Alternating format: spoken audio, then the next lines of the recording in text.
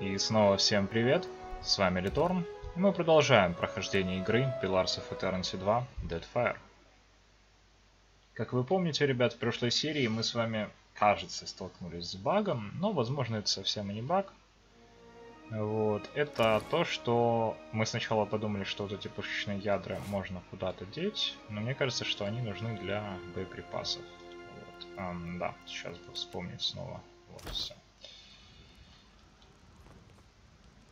Так, и мы пришли в мастерскую инженера. Давайте с ним поговорим. Над рабочим столом скрючился пожилой мужчина. Он яростно что-то строчит в неверном свете лампы. Его грязные волосы спутаны, а щеки запачканы чернилами. Он смотрит на вас, когда вы заходите, заслоняя глаза от света факелов сзади вас. Клянусь рыбьим задом, эти твари замучили своим шумом. А у тебя часом пергамента лишнего не завалялось?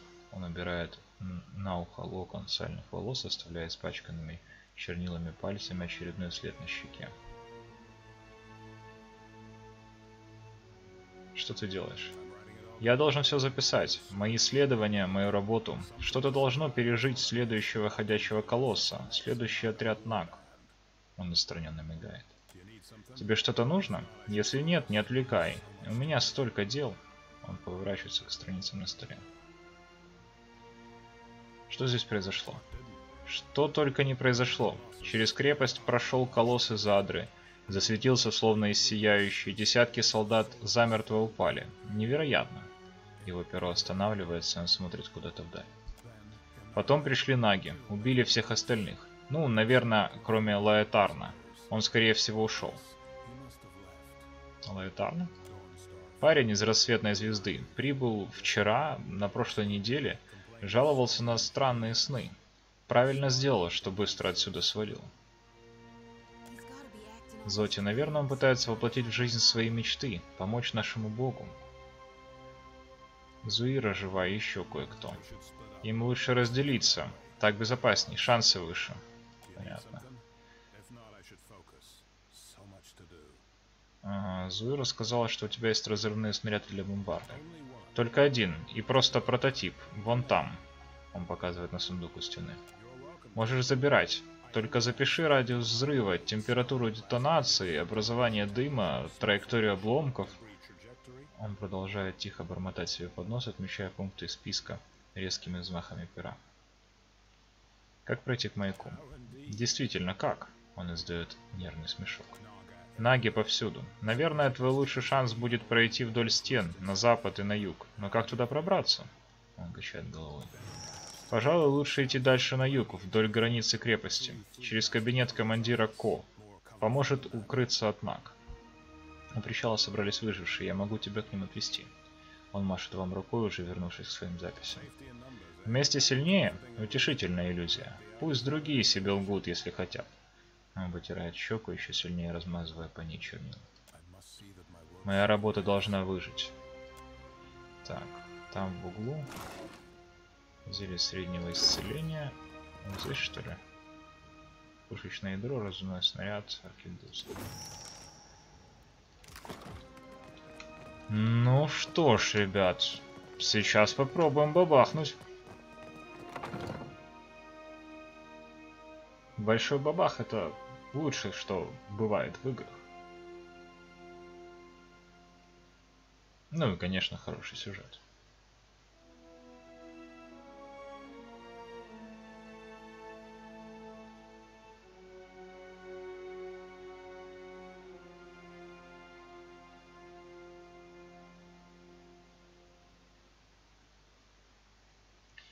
А еще, ребят, надо посмотреть, как у нас там с доспехами. По-моему, доспехов у нас на нашем главном персонаже нет крутых. Но вот на других персонажах есть. И, соответственно, их, возможно, можно тоже зачаровывать. Сейчас посмотрим. Так, вот на нашем персонаже нет крутых доспехов. А вот Эдера доспехи можно зачаровать. Смотрите-ка. Первобытная земля, туф и панцирь. Получено минус 10 урона от дробящего, минус 10 урона от рубящего и плюс 1 класс защиты. Плюс 1 класс защиты, это неплохо. Дробящий, рубящий. Отличное качество тоже можно сделать. Ну, короче, идея в целом понятна.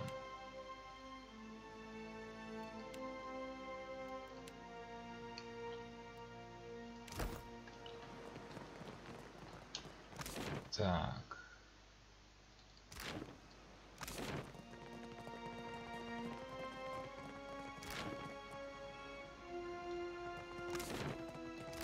Кстати, здесь же можно пешком перейти. Вот как мы перебирались, ребят. То, что было в прошлой серии, я говорил. Не мог вспомнить. Вот так мы и перебирались.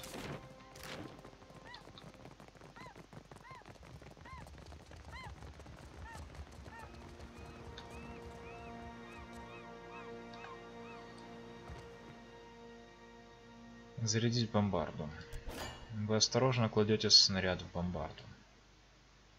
Выстрелить. Вы поджигаете фитиль и затыкаете уши.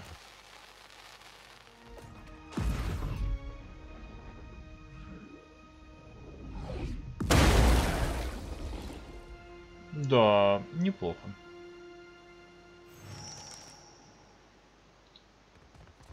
Так, обновлено задание.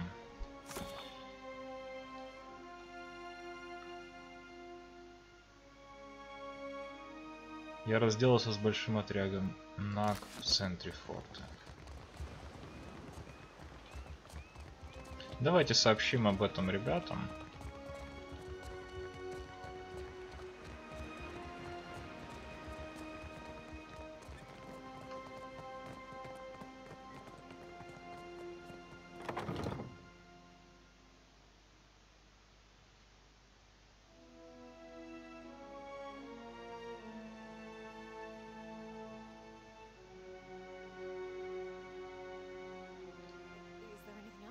Так.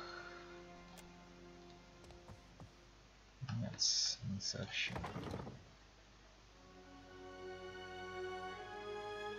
Ладно, не страшно, пойдем сами сюда и пособираем весь лут.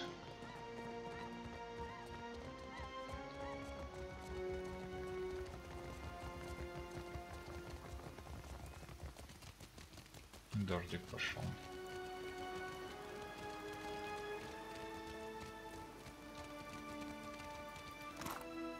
Так. Ничего нового. Ничего нового. Класс и в теле пригодится.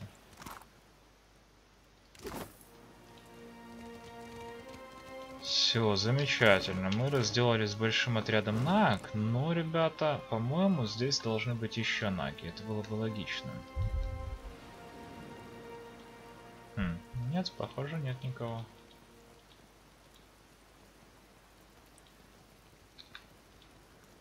О, а вот здесь должны быть. Что, тоже никого нет? Тотем кораллового нага.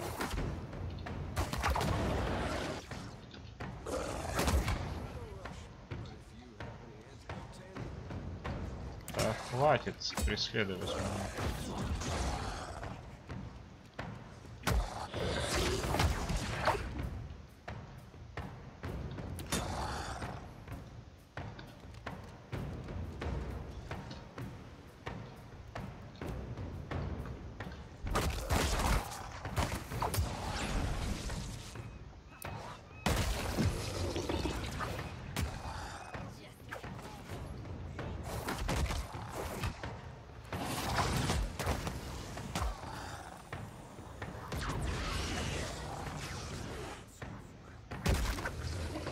Отлично, разделались.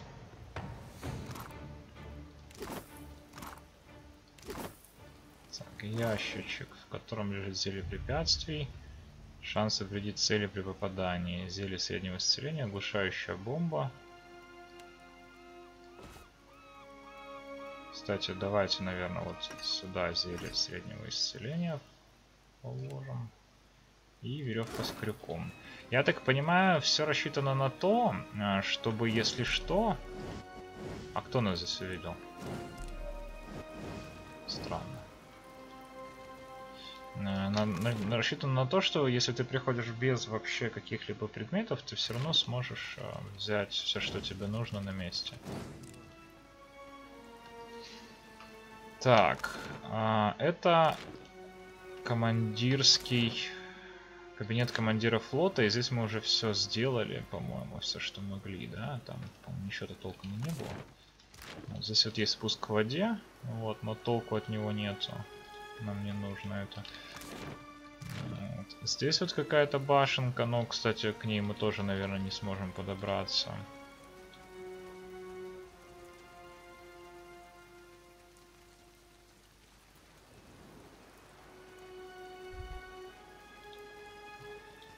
Получается, остался только маяк. Ну, здесь еще, конечно, что-то может быть. Давайте по-быстренькому сходим. Мы с вами, как вы знаете, любим полностью карту обследовать, стараться, да, хотя бы визуально. Понятно, что там, возможно, не все вещи найдем и все такое. Ну да, кстати, здесь можно подняться наверх, как видите. Вот мы эту кошечку заберем.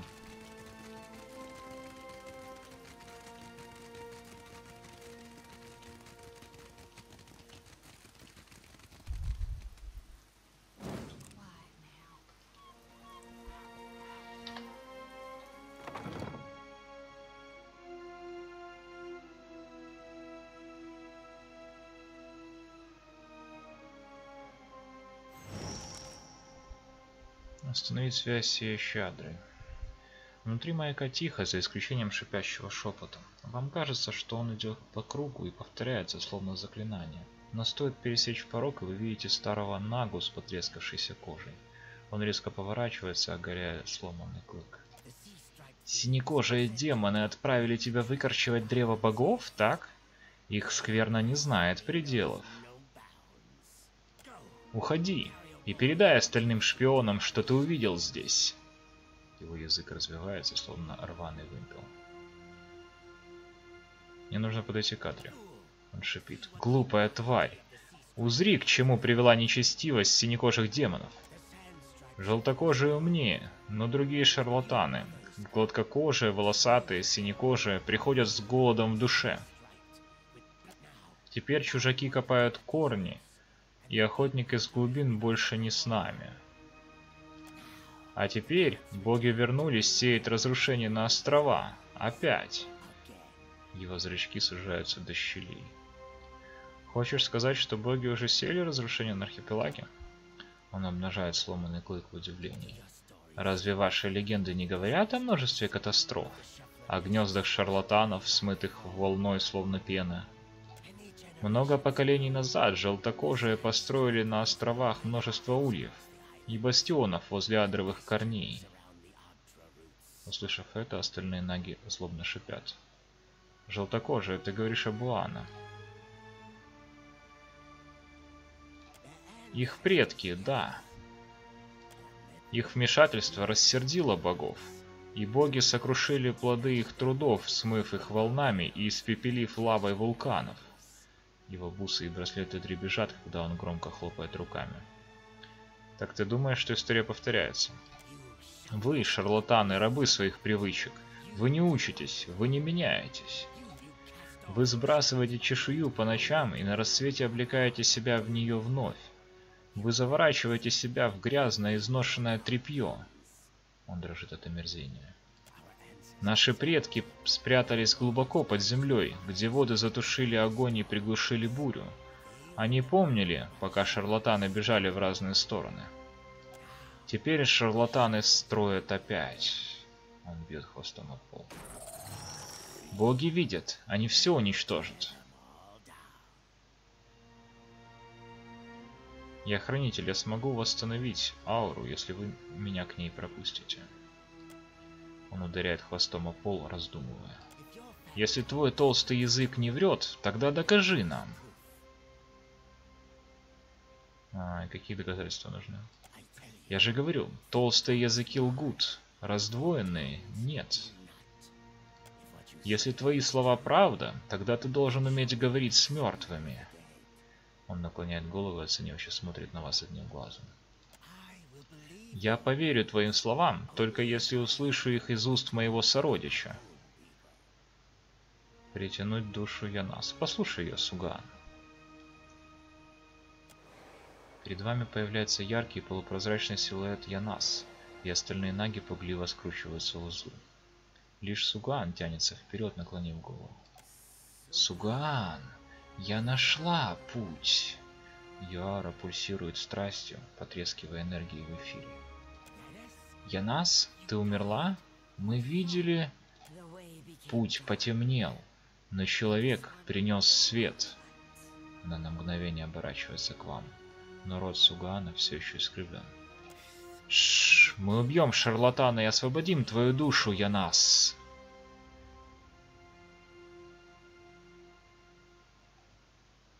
Просто послушай ее, Сугаан. Янас поворачивается к Сугаану, злобно шипя. Старая чешуя совсем заслонила твои глаза? Светится, как идущий бог, как путь. Ну, наверное, Player Race это человек. Она переводит взгляд на тусклую вену Адры. Сугаан и остальные следуют за ней. Он откроет путь. Янас указывает на вас и начинает таять в воздухе. Когда остатки ауры Янас исчезают через границу, Сугаан задумчиво смотрит на адровую жилу. Наконец он обращает свой настороженный взгляд на вас. Боги дали тебе силу, да? Но хватит ли ее? Иди, восстанови Адре благословение богов. А так пришлось бы драться, ребят.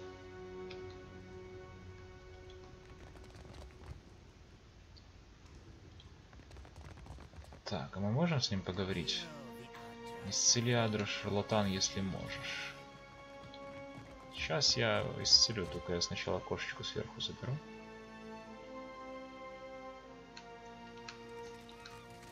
И что-то еще, возможно. Граната. Граната у нас... Карлагон. Урон плюс 5 от атаки, урон по областям.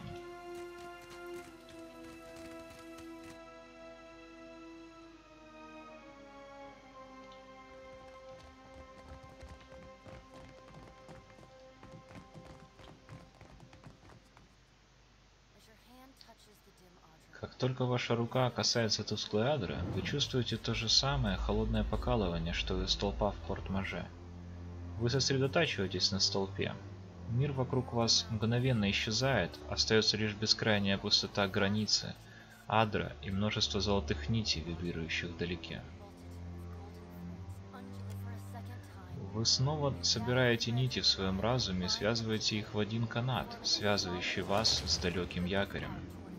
Снова с той стороны раздается треск. Ваше сознание отчаянно тянет за нить. На этот раз вы готовы к этому ощущению, но все равно теряетесь на несколько мгновений, когда все останавливается. Вы стоите позади знакомой уже огромной статуи, бредущей сквозь невидимые воды. Вы стоите у плеча Иотаса. Ваша душа кажется крошечной по сравнению с огромным телом, выбранным божеством. По связующей вас нити течет энергия, каждая волна, которая питает движение Адры. Он останавливается. Он с каменным грохотом поворачивает голову, его глаза останавливаются на вас. Он не трогает нить, но долго смотрит на вас, прежде чем заговорить. Твоя первая попытка поговорить со мной была проявлением храбрости. Эта вторая попытка — отчаяние или что-то другое? Зачем ты преследуешь меня, хранитель Искаэднуа?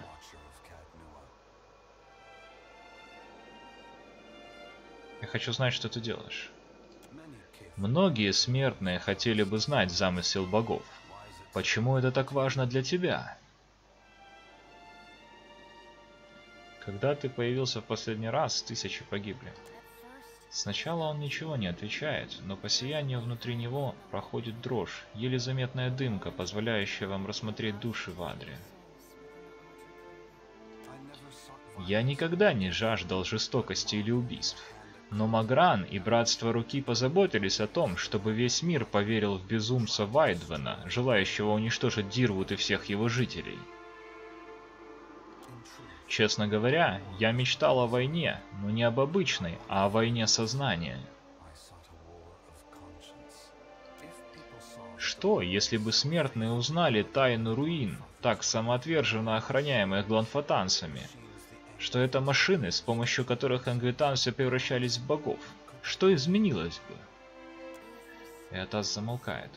Вы чувствуете, как он отдаляется от вас по нити, соединяющей вас. Его энергия течет по вашей руке, щупальца света пробивают воздух вокруг. Они толкаются и извиваются среди безмолвных потерянных душ. Несмотря на все труды свинцового ключа и братства руки, ты смог заглянуть внутрь нас. Ты единственный среди смертных, знаешь истинную природу богов.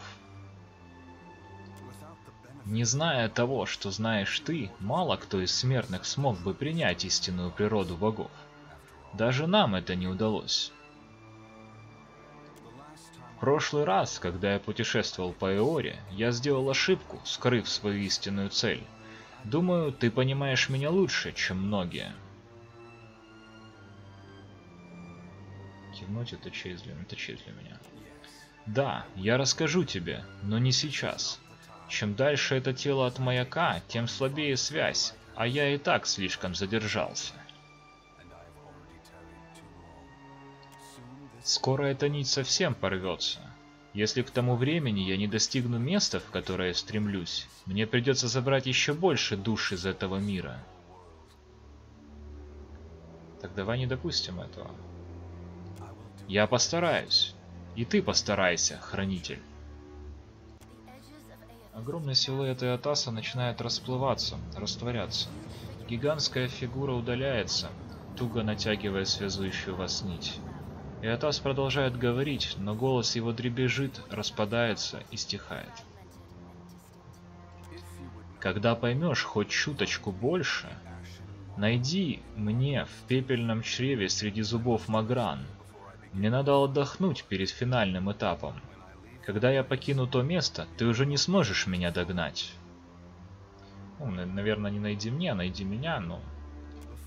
До того, как я уйду, я верну тебе кое-что. Мне по-прежнему нужна сила твоей души, но часть я могу отдать тебе. По золотой нити к вам перетекает энергия. Она кажется знакомой, привычной, даже до того, как касается вас. Энергия проходит сквозь вас, наполняя чувствами и воспоминаниями, которые, как вам казалось, вы давно забыли. Но вот они вновь заполняют трещины вашей души. А потом нити, связь между вами лопаются. Фигура Эотаса распадается, а пыль смешивается с серой бесконечностью. Вас накрывает волна жара, вы больше не ощущаете неприятного присутствия адрового столпа. Мрак границы рассеивается светом из мира живых. Вы снова в маяке. Сияющая адра больше не тусклая, она наполнена теплом и светом.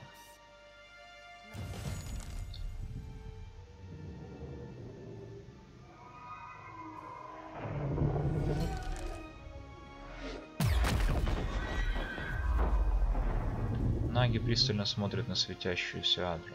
Их ромбовидные зрачки расширены. Суган переводит взгляд на вас, наполовину скрутив тело в спираль. Мы долго жили в мире с полосатыми из песков. Но затем пришли чужаки. Расселились, убили наш народ, построили везде свои ульи. Мы были уверены, что идущий Бог пришел, чтобы избавить нас от них, что их изгнать — священная миссия. В его глазах медленно появляется страх, смешанный с любопытством.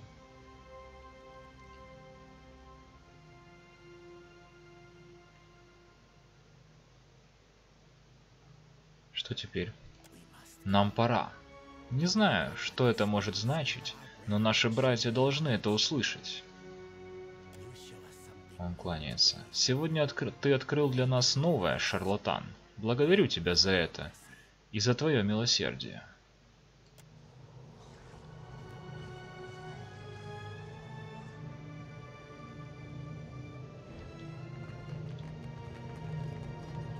Так, ну я, пожалуй, разрушу это.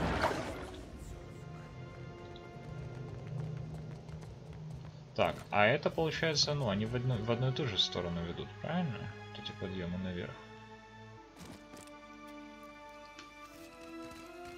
Наверное, да.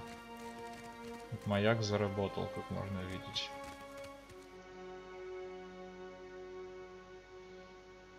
Так, а что свет вдали выполнено? Угу.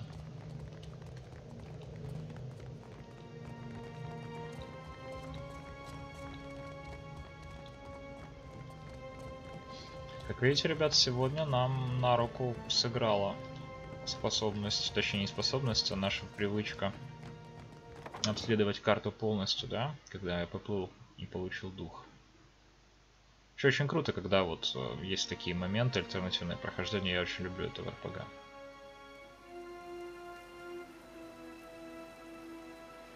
Ноги ушли.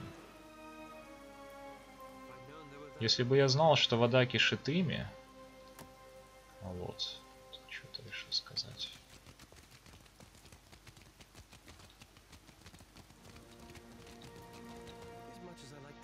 Алот, как бы мне не хотелось сделать вид, что ничего не случилось, возможно, нам стоит поговорить о твоем происшествии с Адрой. Он бросает на вас косой взгляд.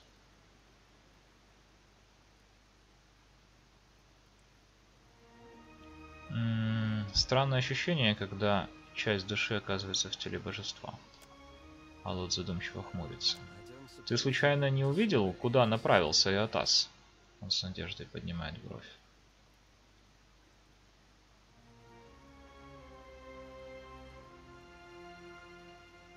Иотас движется к месту под названием Зубы Магран. Дерьмовые новости, капитан. Зубы Магран горячи, словно солнце, и в 2 раза выше. Ну, такое местечко, как Зубы Магран, явно будет выделяться на фоне остальных. Продолжим наш путь? Продолжим наш путь. Так, и мы все получили новый уровень. Отлично.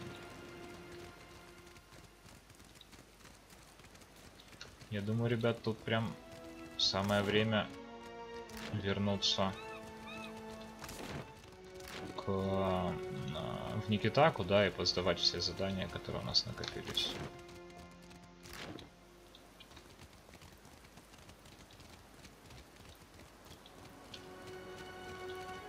Но сейчас сначала мы поговорим с этими ребятами. Возможно, они нам тоже нас похвалят. Мы все-таки их спасли.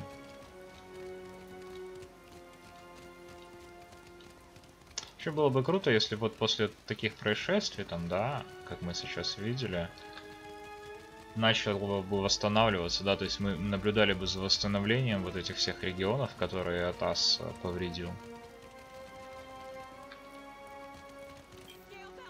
Чешуебрюхи. Я знала, что они сбегут. Зуира.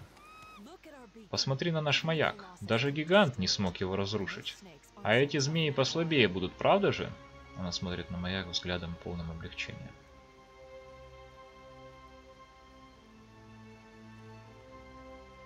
С учетом, что здесь случилось, ты чересчур самоуверенно. Маяк снова сияет. Мы выжили. Это доказывает, что Руатай могут завоевать любые земли. Мы можем выжить даже здесь.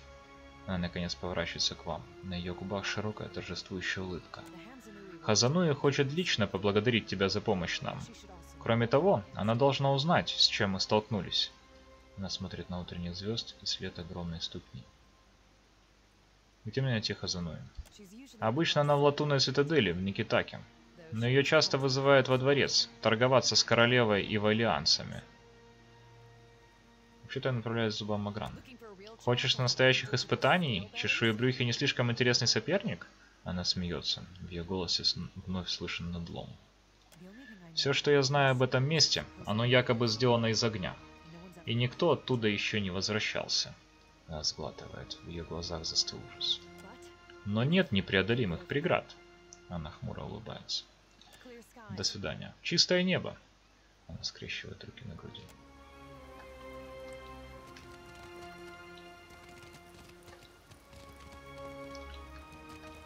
Бирн. Так, а что за Бирн? Я не в настроении болтать, прошу прощения. Кто-то молится тут ступням. Да. Но это получается те, кстати, ребята. Скотская башня. Ну что ж. Так, он ждет в огне. На 3 уровня больше. Ну, понятно. Короче, пока это задание мы делать не будем. Давайте посмотрим, что у нас осталось. Принц Арухи. Понятно, это отдельное задание. Форт Мертвый Свет. Тоже отдельное задание. Условия торговли. Пока Кахара. Так, Биокару нужно в штабе Валианской торговой компании сделать. Раз. Асила. Гроза волн. К юго-западу от Порт-Маже. Наверное, сейчас мы сначала туда сплаваем.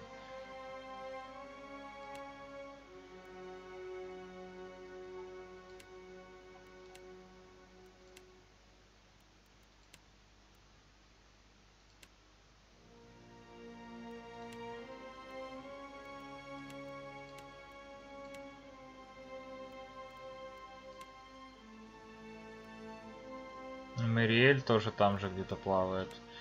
Дугас Аскет в район священных ступеней. Награда за голову Бэйна. Но она очень крутая, поэтому пока я не трогаем.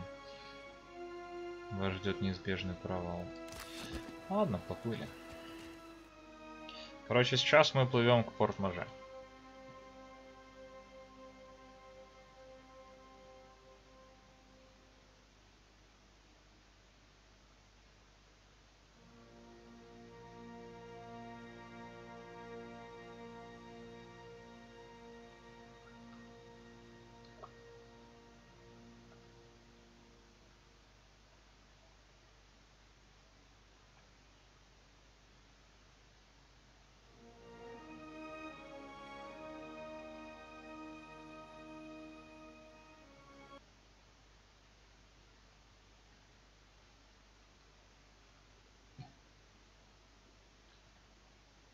Кстати, ребят, будет интересно узнать, если вы тоже игру проходите, вот она у вас также себя ведет там, с подтормаживаниями, да, с вот этими долгими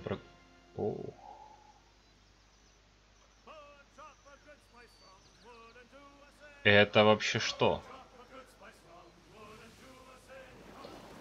Сонга уже почти скрывается за горизонтом, когда вы замечаете дюжину судов, плывущих в вашу сторону. Они идут так быстро, что это заметно даже с большого расстояния. Один из кораблей приближается, и вы видите роскошно одетого Аумауа. Вы узнаете Ацуру, председателя королевской компании Архипелага. Рад видеть тебя снова, а ты по-прежнему оставляешь заметный след.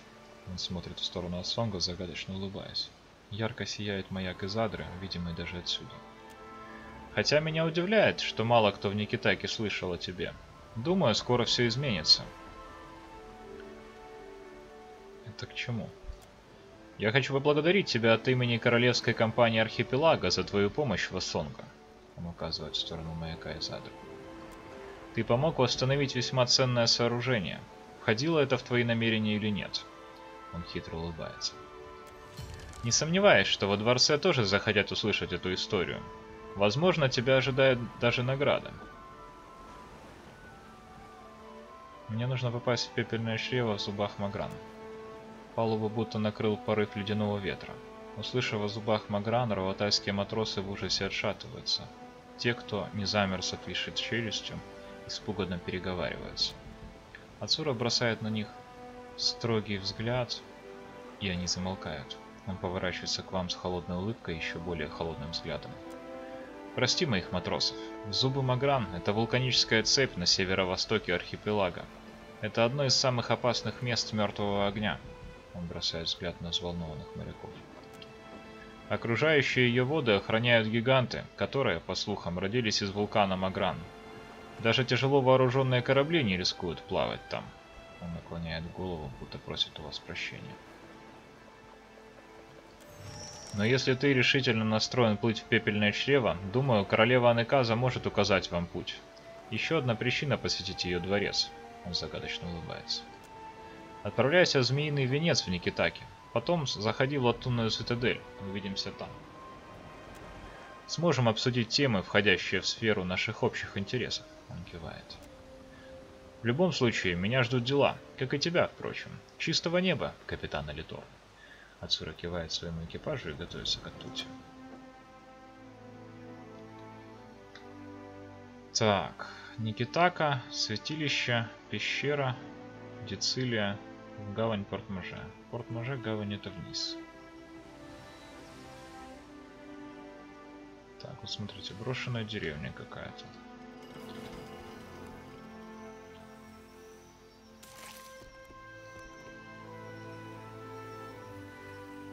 На склоне холма приютилась небольшая деревушка. Стоит полная тишина, если не считать свиста ветра в открытых окнах.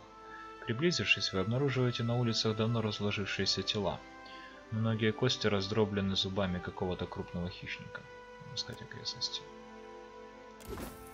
Находите немного не успевших испортиться продуктов.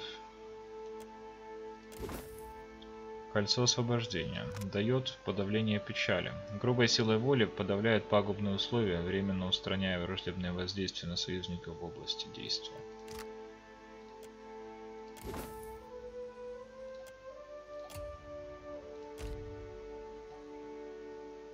На оснастку вашего корабля приземляется яркий попугай. К его ноге привязана записка, украшенная символом Каханга. Читать. Капитан Алиторн. Для меня будет честью принять спасителя Сонга во дворце Каханга. Никитака – дом и для Уана, и для чужеземцев. Для тех, кто искренне желает принести пользу, в нем всегда найдется работа.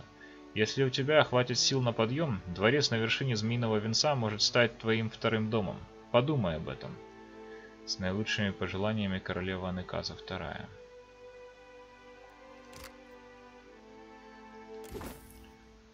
Так, пальмовый камень. Огненная водоросль. Все смотрели.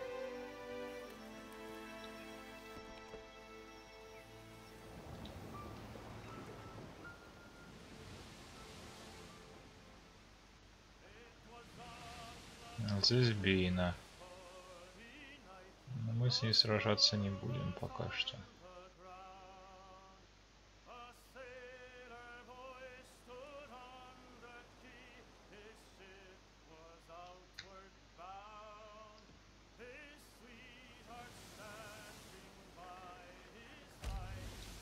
На горизонте собрались грозовые тучи.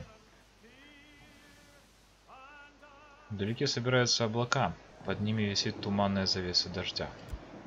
Освальд смотрит на бурю, потом сплевывает. Жаль, нет на этом корабле боцмана, капитан. Во время шторма без боцмана никуда.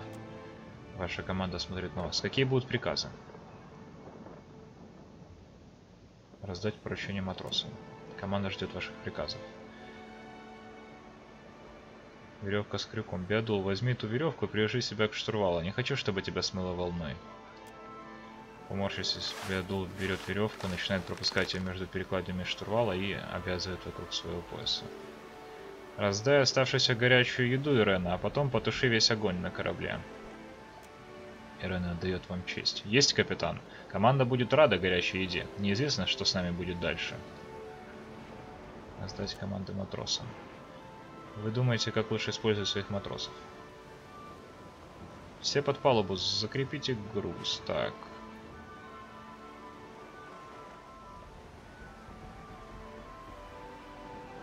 Зарифить паруса. Команда убирает одни паруса и уменьшает площадь других. Это значительно улучшает управляемость корабля в сильный ветер.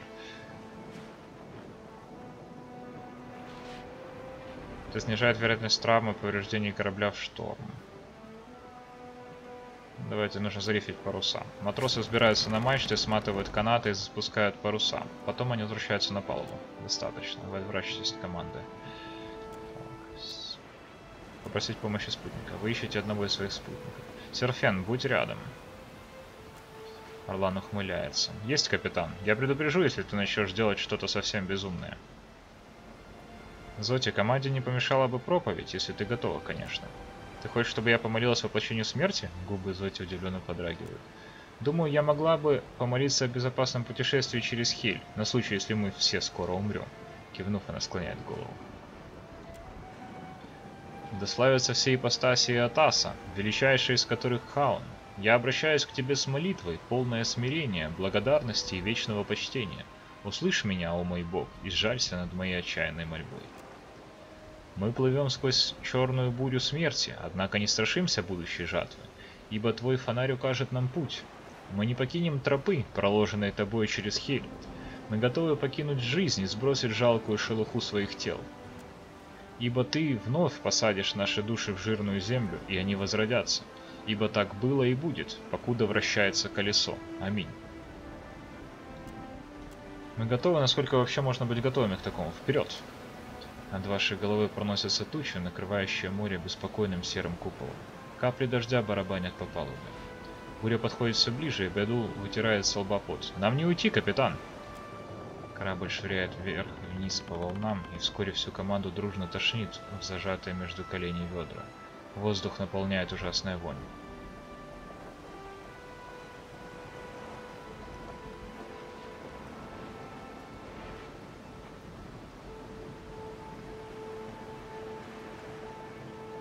Помочь матросам избавиться от тошноты.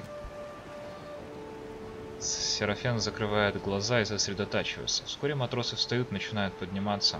Им заметно лучше. Буря продолжает бушевать с прежней силой.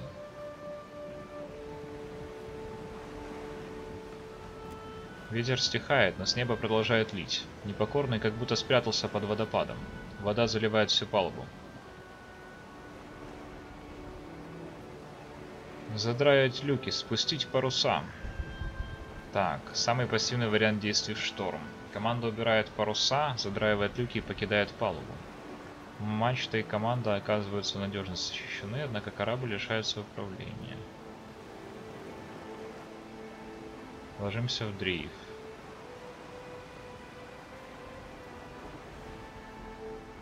Брать паруса. Остальные вниз. Задраить руки, спустить паруса. Матросы бросаются вниз, начиная задраивать люки. Буря продолжает бушевать с прежней силой. Корабль швыряет вверх и вниз по волнам, и вскоре всю команду дружно тошнит, зажатая между коленей ведра. Снова та же ситуация. Так, задраить люки. Ложимся в дрейф. Все по местам, держим курс. Матросы прячутся от дождя под плащи и шляпы. Непокорно идет через кажущийся бесконечным поток воды. Наконец небо унимается, будто само устало от бури. Облака лежат на нем, как толстое пушистое одеяло. Волны тоже успокаиваются. Непокорный может спокойно идти дальше. Измученные, но заметно повеселевшие матросы повисли на бортах. Кажется, буря закончилась. 550 единиц опыта экипаж и опыт на море. Прикольно.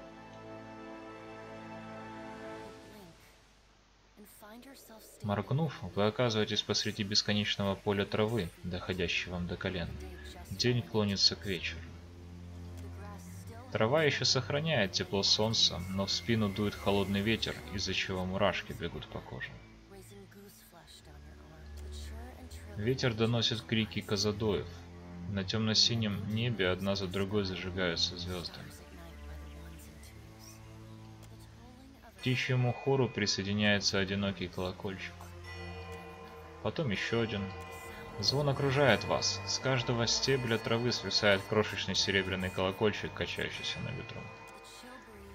Прохладный ветер становится сильнее. Порывы сменяются настоящим ураганом, который со звоном колокольчика сбивает вас с ног и несет по травяному морю, как пушинку. Земля удаляется, ветер стихает, вы несетесь навстречу темному небу. Хранитель. Голос бредного рыцаря сотрясает все вокруг вас. Вы вернулись в мир Бераса. Вашу душу призвали вновь, чтобы выслушать пожелания бога смерти. Поклониться. Ты и Дитя Света снова разговаривали, говорит бледный рыцарь. Расскажи, что тебе удалось узнать. Он движется к зубам Магран. Любопытно. Бледный рыцарь задумчиво смотрит мимо вас. Ваэль, ответь, расскажи мне, что видят твои глаза? Ее слова стихают, и наступает гнетущая тишина. Тишину разрывает бормотание множества голосов, разговаривающих на языках, которые вам и знакомы, и незнакомы. В пространстве рядом с Берасом возникает глаз, потом еще несколько. Глаза самые разные. Круглые, принадлежащие разумным народам, глаза бусинки птиц, выпученные фонари глубоководных рыб, прищуренные глаза змей. «Мы здесь!» — в унисон произносят голоса. Неясная фигура проходит сквозь облако глаз, как смертный прошел бы через дверь. Это Орлан, белый эльф, человек, нага, но без глаз. Они Ваэль. В первый раз за века происходит что-то интересное, а мы очень любим загадки. Ваэль улыбается, как Омоуо. Сопровождающие его голоса хихикают. Помолчать.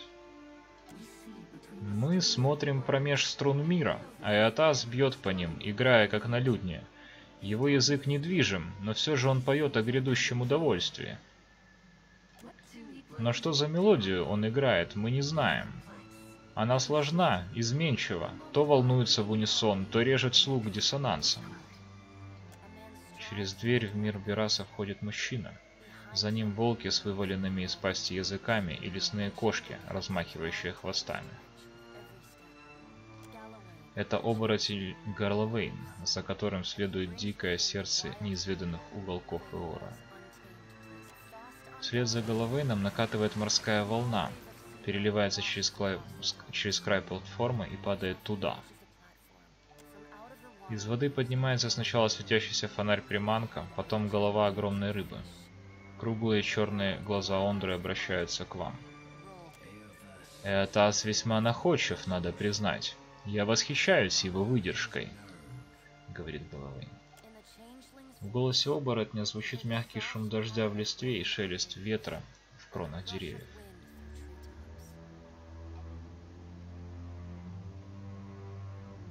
Помолчать. Разве это не должно беспокоить?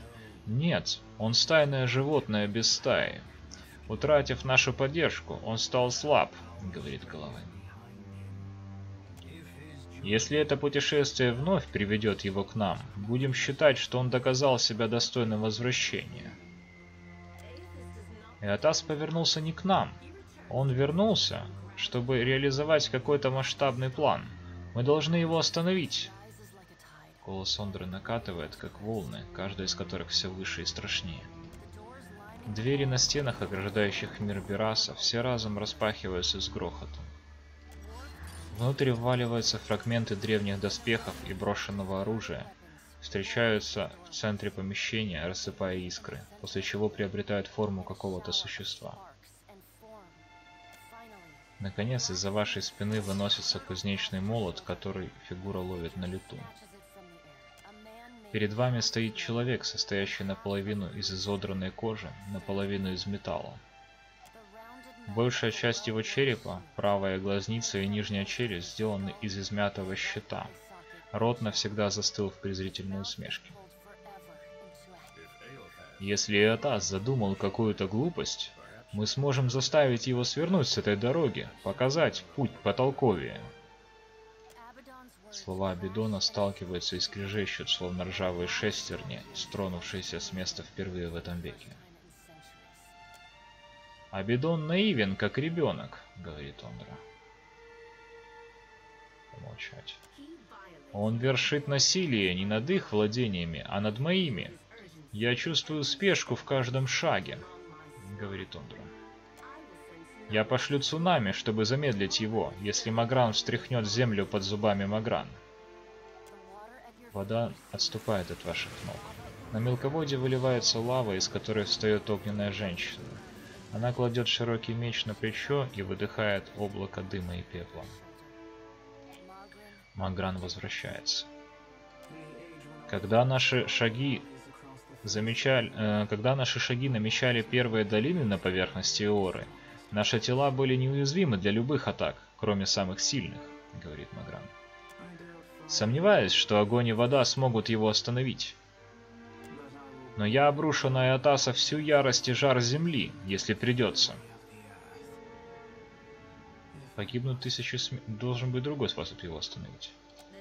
Гибель тысяч не предотвратит гибели миллионов позже, говорит Ондра. Но спасет ли она миллионы? Так можно погубить тысячи ни за что. Из глаз Ондры текут чернильные слезы. Жертва малым может обеспечить будущее многих. Нельзя простым чувством смертных закрывать от нас срочность решения, перед которым нас поставил Эотас.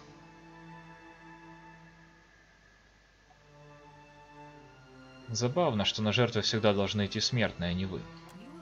Не забывай, по чьей земле ты ходишь. Бледный рыцарь смотрит на вас глазами хищника. Низкое утробное рычание туров сотрясает землю у вас под ногами. Звук длится, как стон без конца. Глаза Ваэля закрываются. Ондра ускользает обратно в глубины. Магран растворяется в клубах пара и дыма. Звери Головейна прижимаются к земле и скулят. Только бледный рыцарь стоит неподвижно. «Конец приходит всему в свое время», — говорит Римаркант. «Если Эотас хочет приблизить неизбежное, я только приветствую это». Зачем Эотасу разрушать Эору? Эотас хочет начать все заново, говорит Римаркант. Он хочет освободиться от бесконечных оборотов колеса Бераса. Он хочет высвободить бесчисленные души смертных, которые боги удерживают внутри себя. Дитя Света не может выбрать час моей смерти. Магран пробует остроту своего меча дымящимся пальцем. Он сеет хаос, мечтая о светоносной заре, говорит Ондра. Сколько всего будет потеряно в ужасной какофонии, сотворенной его действиями. В небе раздаются раскаты грома. Боги затихают. «Мы не можем больше медлить, надо действовать», — говорит бледный рыцарь. «Поговори с ним, хранитель. Разузнай, что он собирается делать». «Сделаю все, что смогу». Вода начинает подниматься, устремляясь к вам по полу, поднимаясь до щиколоток. Вы цепляетесь за плиты, но не можете удержаться. Течение увлекает вас с края мира Бераса в бездонное там. Вы барахтаетесь в воде, которая так темна, что дна не видно. Но вдруг волны отступают, словно их и не было. Вы лежите на полу каюты, ощущая спиной его доски. Богов нет, но вы остаетесь здесь.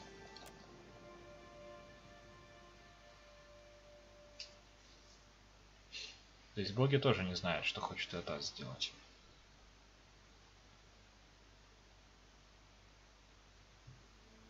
Интересно.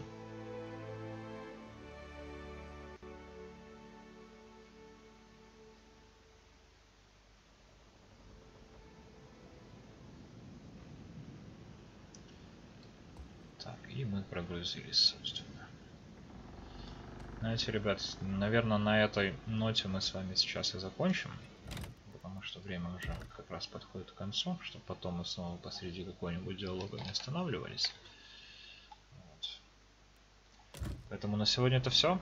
С вами был Литорн, боги и Эоры. Подписывайтесь на канал, пишите комментарии, оставляйте отзывы, задавайте вопросы, ставьте лайки под видео. До следующей встречи, ребят.